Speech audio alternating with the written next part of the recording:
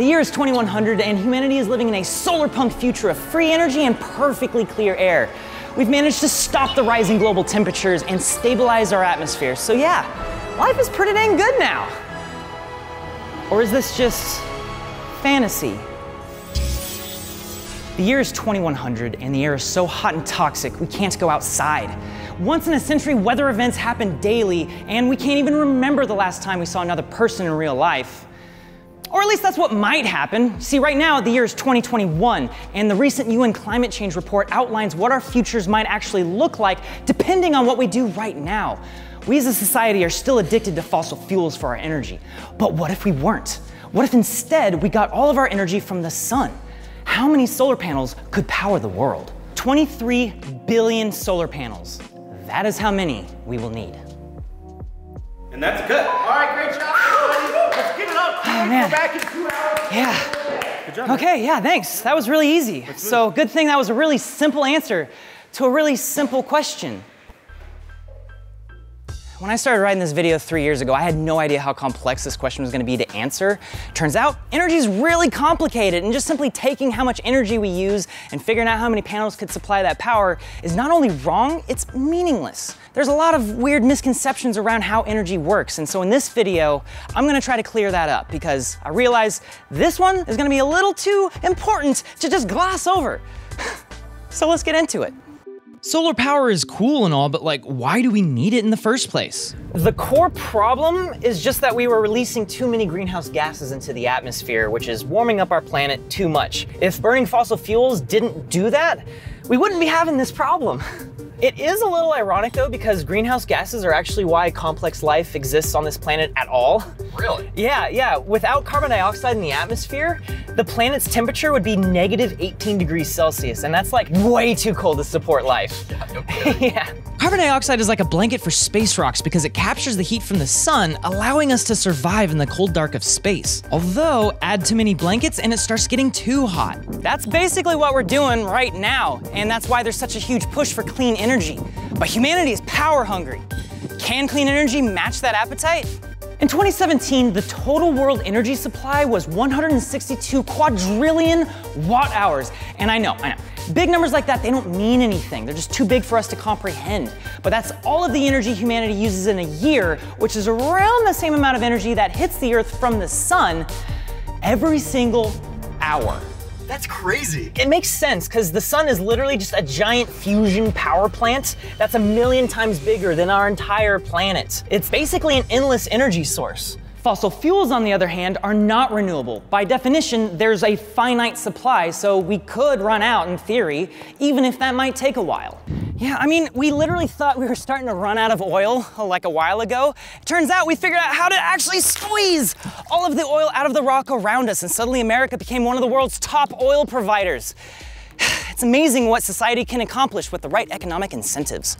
So how much non-renewable energy do we have left? Well, it's hard to estimate since we don't know what we haven't yet found, but it's believed that there's a quadrillion kilograms of coal still underground. And if we could extract it all right here, it would form a chunk of coal the size of an asteroid. We are definitely on the naughty list because this is how much coal we've burned so far, meaning we could literally continue burning this without slowing down for over a century. But we dig up other stuff too, such as natural gas, petroleum, and uranium, because nuclear energy is still technically non-renewable and has to deal with geopolitics just like fossil fuels. This is the total energy from all of those underground resources compared to the energy of coal, rather than showing their physical sizes, which wouldn't be as useful. However, all of this becomes negligible in the face of solar energy. It is so much more plentiful than anything we can ever dig up. And this is just for 1 year. What about next year?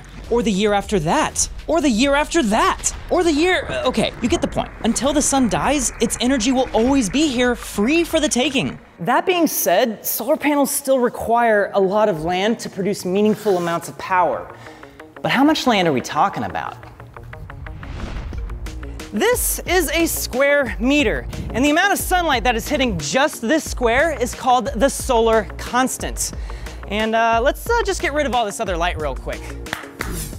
That's better. You see, once you account for atmospheric absorption, around 1 kilowatt of power actually makes it to the ground. And that's enough power to actually run a pretty high-end gaming PC.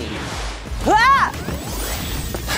However, the amount of actual power that you can use depends on things like the weather or the time of day.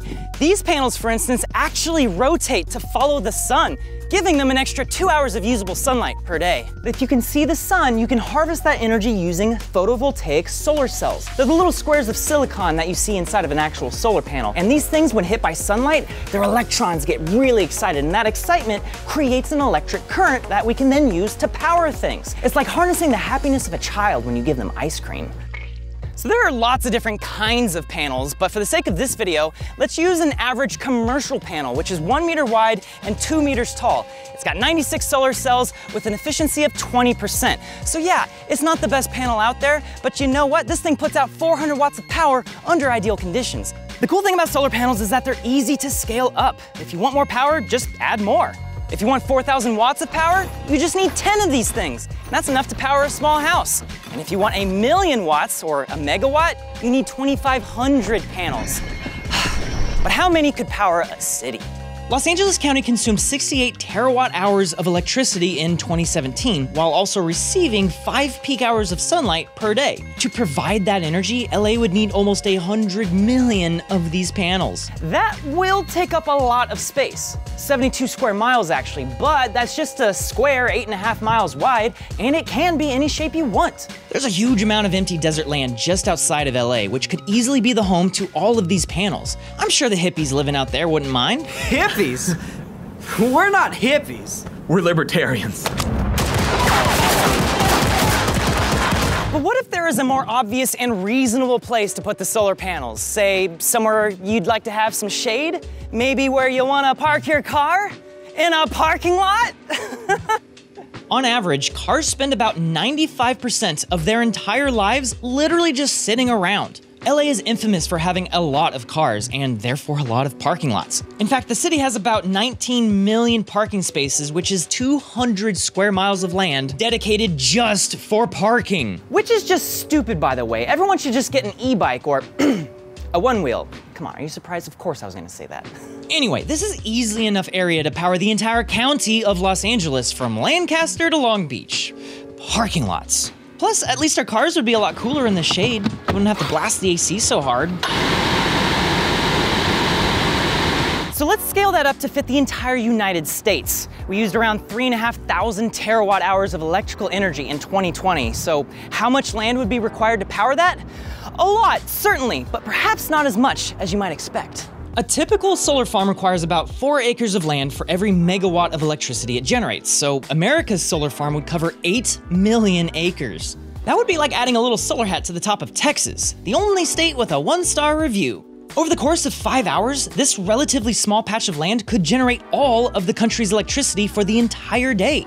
But where does that stack up against how we currently use our land? Well, 10 million acres have been carved away for coal, 26 million acres have been leased to the oil and gas industries, and 22 million acres of land is dedicated to producing the ethanol that goes into gasoline. We make that from growing corn. So what if we just paid those corn farmers to put up solar panels instead? Listen, I'm just saying. Here is a stat that completely blew my mind. Do you have any idea how much land in America is dedicated to cows? 41% of all of the land in the country is just for raising cows or to grow the food to feed cows. Almost half. So forgive me if I don't exactly see land as a restricting issue against solar panels. Yeah, but if you're astute, you may have noticed a major problem with this entire idea, and that's the fact that solar panels only work when they're getting hit by the sun. What about when it's nighttime? I mean, we still use energy when it's dark out. Just because the sun's not there doesn't mean we can't still use it. The short answer is that we store it in batteries. However, before we start talking about energy storage, I think we need to understand something even more complex. What is energy? It's easy to confuse energy with power, but they're very different things. Think of it like the difference between a vehicle and speed. You know, energy is a thing, but power is the speed at which that thing moves. Energy takes many different forms, but generally when people think of energy, they're thinking of their lights, air conditioning, refrigerator, computer, electricity. But electricity is just one form of energy, and it's not even the most common. Do you know what is? Heat. Fossil fuels like coal, oil, and natural gas are forms of chemical energy. They need to be burned in order to be useful. And that's an important distinction because that conversion to heat is costly. You see, heat is really low quality energy. It's inefficient and easy to waste, but electricity, on the other hand, is like primo, high quality, top shelf energy because it's very efficient and surprisingly hard to waste. Okay, so how much of our energy is actually electric? Not much. Around 20% of all of the energy we actually use is electric. Wait, what? Yeah, no, I can explain this better. Here. This gnarly looking image is called a Sankey diagram, and it breaks down America's total annual energy use in a really cool way. Over here on the left, we can see the energy sources, but as we move to the right, we see where they end up. And the thickness of each path visually indicates how much energy flows there, which is pretty cool. But if you look over here at the right of the diagram, you'll find something interesting. This is all of the energy we actually use, but you see the box labeled rejected energy? That is the energy we waste when converting chemical energy to heat. That's right, 2/3 of the energy we actually generate is literally wasted because we deal in heat! We always hear that we need to transition to renewable energy, but what that really means is that we've got to upgrade everything to be electric. Right now, 80% of our energy is not even compatible with renewables because it's not electric. If it was, we'd actually generate far less energy overall because there wouldn't be any of that waste, or at least as much of it. Because remember, electricity is the good stuff. Okay, so we gotta electrify everything, but where do we start? I think we can start with machines, and I'm talking about like engines that burn fuel to move. They can be replaced with electric motors. There are over 1 billion passenger cars on the road today. There's also trucks, planes, trains, ships, tractors, whatever the heck this thing is. Just make them all electric. Okay, obviously that's easier said than done and probably going to be very expensive, but what is the value of our future? And seriously, just that alone will go so far towards making a cleaner future. There are, of course, so many things we need to do to reduce our carbon footprint, but which fossil fuel has the biggest shoe? Okay, here is another Sankey diagram showing energy's carbon footprint. These are all the emissions we want to stop, and right away, we can see that the two biggest offenders are petroleum and coal. Natural gas is at least cleaner than both of them, even though, it's still bad. But coal is what annoys me because basically the only thing it's used for is to generate electricity.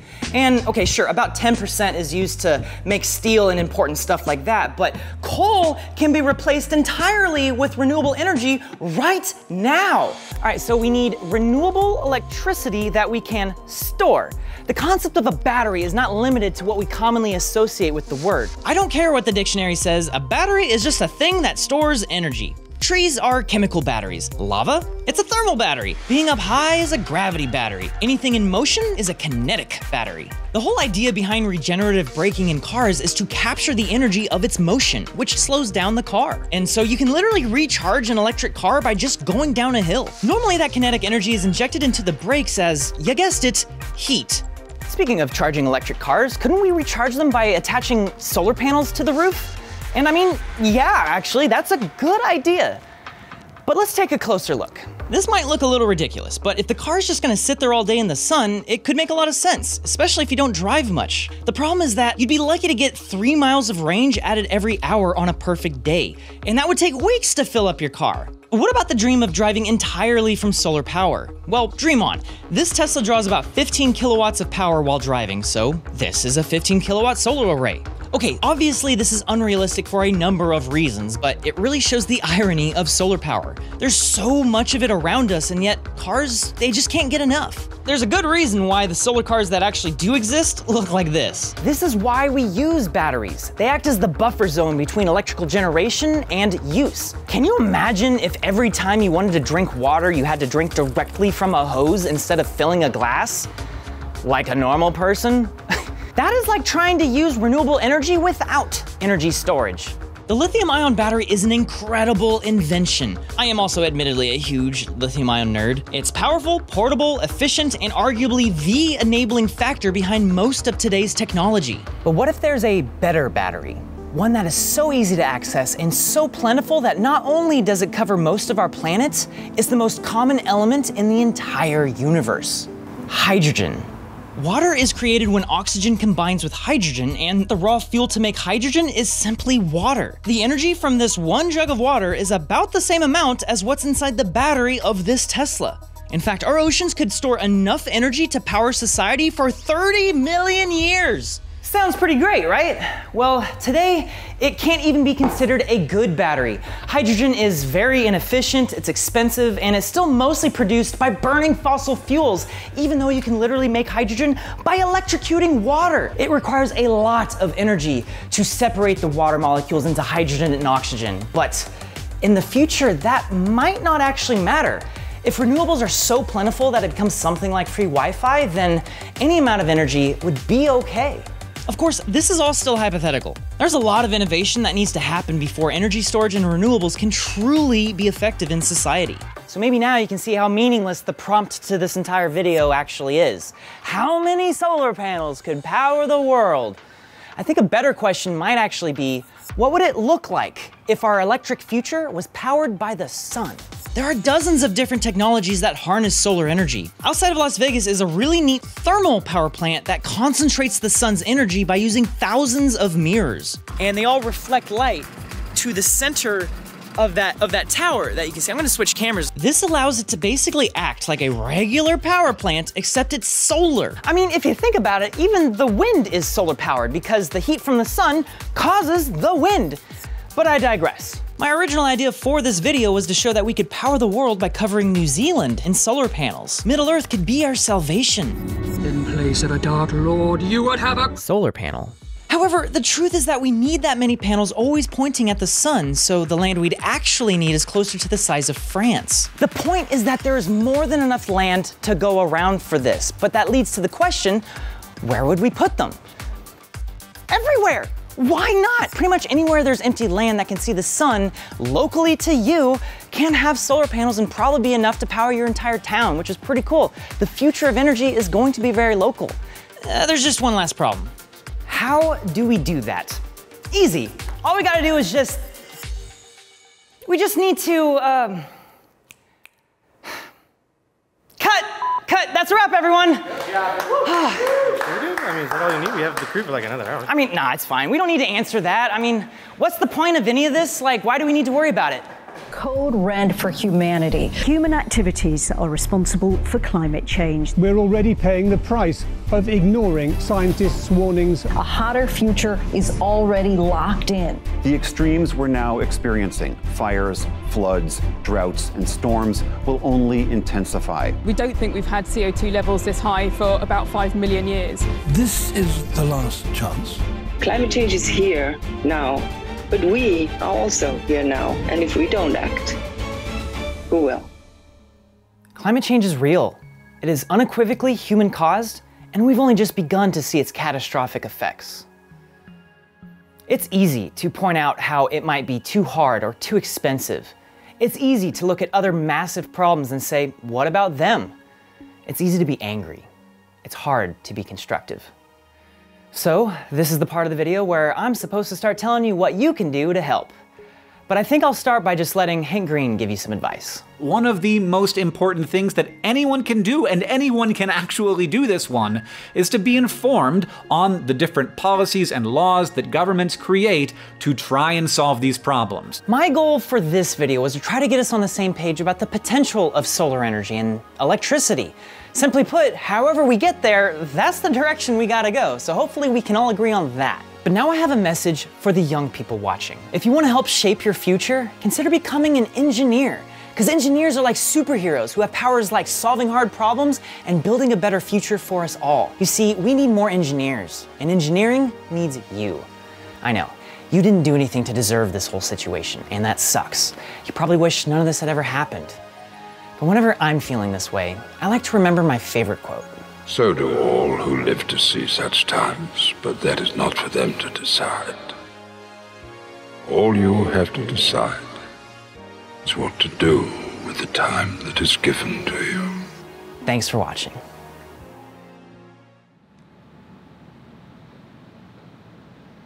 Hey, Wren. Oh, hey. Sorry, he's putting a spell on me. I am very sleep deprived. I hope you enjoyed the video.